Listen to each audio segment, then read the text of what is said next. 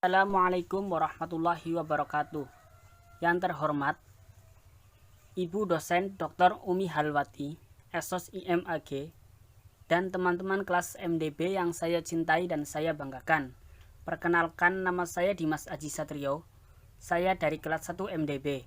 Di sini saya akan mempresentasikan tugas ilmu akhlak tasawuf, konsep khalifah. Bahan penciptaan manusia. 3 unsur penciptaan manusia. Allah Subhanahu wa Ta'ala memiliki tujuan jelas dan pasti menciptakan manusia. Ada 3 misi bersifat given yang mesti diemban manusia. Misi utama Allah Subhanahu wa Ta'ala menciptakan manusia seperti ditulis dalam Al-Quran surah Az-Zariyat surat ke-51 ayat 56, yakni untuk ibadah. Sebagai khalifah, Quran surat Al-Baqarah surat kedua ayat 30, dan memakmurkan atau menjaga bumi. Quran surat Hud surat ke-11 ayat 61. Secara khalifah, kata khalifah berarti Allah Subhanahu wa Ta'ala telah mendelegasikan atau mewakilkan kepengurusan bumi kepada makhluknya bernama manusia, bukan malaikat dan jin, 2 golongan makhluk yang diciptakan Allah sebelum mereka. Ada 3 hal di dalam Al-Quran yang merupakan bahan dasar penciptaan manusia, yaitu 1. Air. Air menjadi komponen esensial dalam ciptaan manusia. Begitu juga makhluk yang lain yang ada di dunia. Hal ini seperti dipertegas dalam Al-Quran surah Al-Anbiya surat ke-21 ayat 30.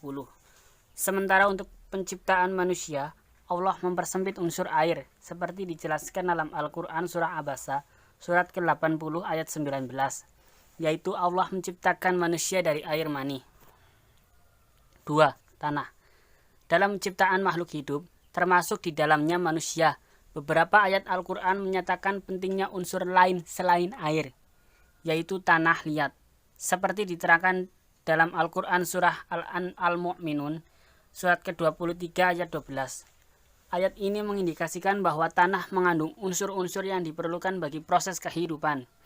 Allah menciptakan manusia dari bahan dasar tanah yang kemudian dengan kekuasaan dan hukum-hukumnya dibentuk rupa dan beragam fungsi dari fisik yang ada dalam tubuh manusia. Hal ini tentunya dilakukan Allah pada manusia pertama, yaitu Nabi Adam alaihissalam. 3. Ruh. Dalam penciptaan manusia, ruh atau jiwa adalah yang paling terakhir dipasangkan ke dalam jasad manusia. Pemasangan terakhir ruh yang merupakan unsur non-material selain air dan tanah dijelaskan dalam Al-Quran surah Asy-Sajdah ayat 7-9. Ayat tersebut menjelaskan bahwa kehidupan manusia dimulai ketika ruh ditiupkan ke dalam jasad yang sedang dalam penyempurnaannya di rahim. Ketika ruh tersebut masuk, saat itu manusia dikatakan sudah menjalani kehidupannya. Karakter manusia menurut Islam. Dilihat dari karakteristiknya, menurut Imam Al-Ghazali, Ihya Ulumul Albin 3-199, manusia memiliki 4 macam karakter, yaitu 1. Al-Rubu'iyah, yaitu sifat ketuhanan, yang merupakan urutan keempat yang tumbuh dan berkembang di dalam manusia.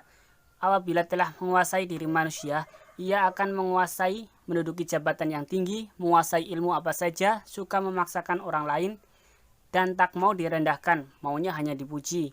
Kecenderungan kepada sifat rububiyah, misalnya sifat sombong, bangga, pemaksa, suka pujian, sanjungan, gila kehormatan, kekayaan, serta mendambakan superioritas atas semua golongan.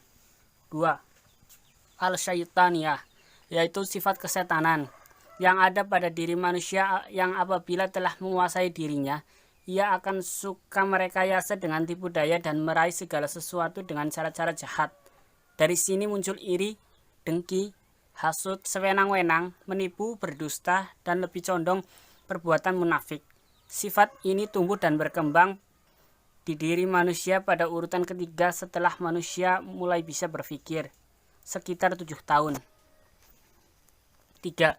Al-Bahimiyah, yaitu sifat manusia berupa kehewanan yang tumbuh dan berkembang di urutan pertama, yang apabila telah menguasai dirinya, ia akan rakus, tamak, suka mencuri, makan berlebihan, dan tidur berlebihan, dan bersetubuh berlebihan, suka berzina, berperilaku homoseks, dan lain sebagainya.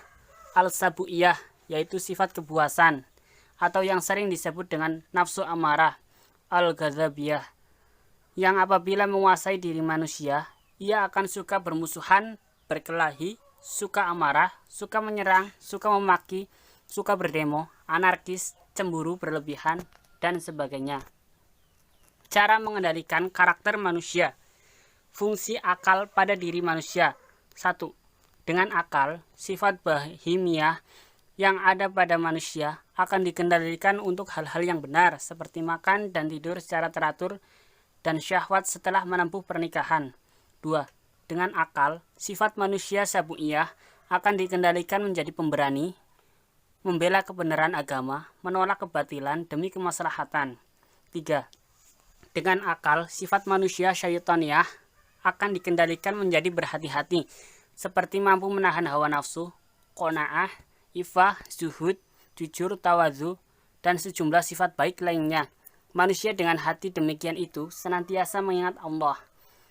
Dengan akal, sifat manusia rububiyah akan dikendalikan menjadi seorang pemimpin, manajer, dan pelayan bagi orang lain yang tidak sombong dan otoriter. Berbagai sifat buruk dan hati yang kotor itu akan terkikis dengan taat pada Allah. Hatinya condong untuk beribadah, karena setiap ibadah itu ada zikir. Mari kontrol diri kita sendiri masing-masing. Allah telah muliakan kita dengan Islam.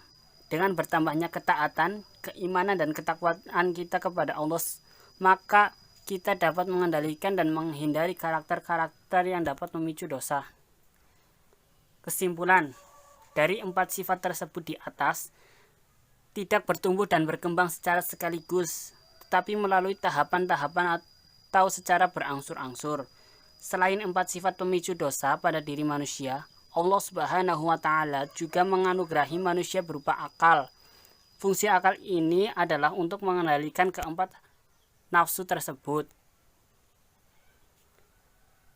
Manusia adalah makhluk-makhluk yang menurut tabiat dan alam hakikatnya sendiri sejak masa alam rahim selalu mencari dan merindukan Tuhan.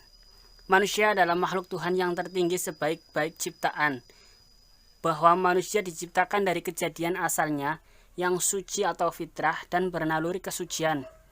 Namun manusia juga makhluk yang dhaif, dan kedaifan manusia inilah permulaan semua bencana yang menimpa manusia. Baik, akhir kata dari saya, terima kasih. Wassalamualaikum warahmatullahi wabarakatuh.